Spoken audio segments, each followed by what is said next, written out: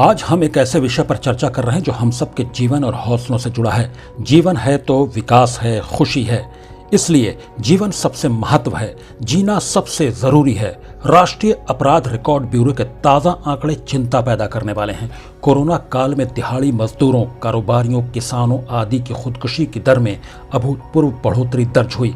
दिहाड़ी मजदूर ने सबसे अधिक 24.6% खुदकुशी की। उसके बाद दूसरे स्थान पर घरेलू महिलाओं और तीसरे स्थान पर कारोबारियों की खुदकुशी के आंकड़े दर्ज हुए। इसकी कुछ वजहें स्पष्ट हैं। कोरोना काल में लंबे समय तक काम धंधे बंद रहे, जिसकी वजह से लाखों की संख्या में दिहाड़ी मजदूरों के सामने जीविकोपार्जन का संकट खड़ा हो गया।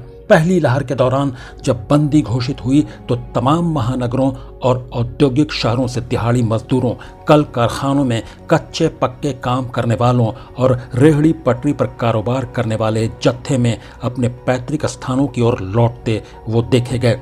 हालांकि सरकारों ने अपील की थी कि किसी को भी पलायन करने की जरूरत नहीं, उनके भोजन का प्रबंध किया जाएगा, मगर उसका बहुत असर उन पर नहीं पड़ा था। काम काज छिन जाने की वजह से ऐसे बहुत सारे लोगों ने मौत को गले लगा लिया।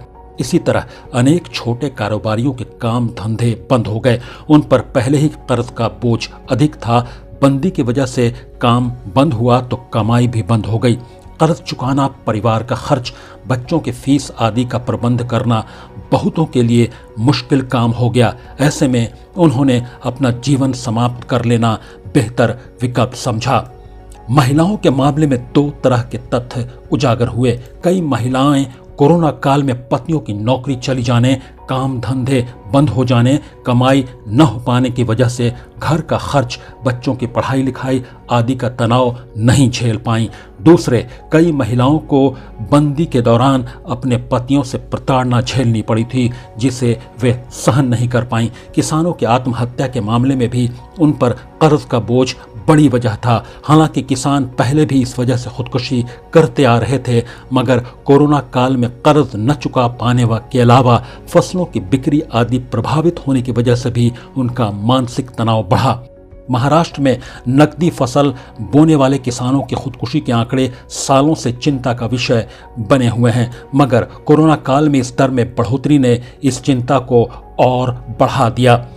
वजहें जो हों, पर एक कल्याणकारी शासन व्यवस्था में किसी भी रूप में अगर इतने बड़े पैमाने पर नागरिक खुदकुशी को विवश होते हैं तो स्वाभाविक ही सरकार और व्यवस्था पर सवाल उठेंगे। कोरोना काल में लोगों के सामने खड़े हुए आर्थिक संकट की वजह से लाखों लोगों के सामने 2 जून के भोजन का सवाल पैदा कर दिया। जो निजी कंपनियों में काम करते थे, उनकी तनख्वाहें कम हो गईं या उनमें से बहुतों को हटा दिया गया। छोटे मोटे रोजगार वाले अब तक पैरों पर खड़े होने की ताकत नहीं बटोर पाए हैं। इसके बरअक्स सरकारी नौकरी करने वालों की स्थिति में भी बेहतर नहीं है। बहुत सारे विभागों, संस्थानों में काम करने वाले लोगों को महीनों से वेतन नहीं मिल पा रहा। ऐसे में अर्थव्यवस्था के धीरे धीरे पटरी पर लौटने के दावे बहुत भरोसा नहीं पैदा कर पा रहे हैं। फिर सरकार की तरफ से कोई ऐसी कारगर योजना भी बनती नहीं दिख रही जिससे लोगों को आर्थिक तंगी की वजह से खुदकुशी को विवश होने से रोका जा सके। ब्यूरो रिपोर्ट, महुआ आपके लिए।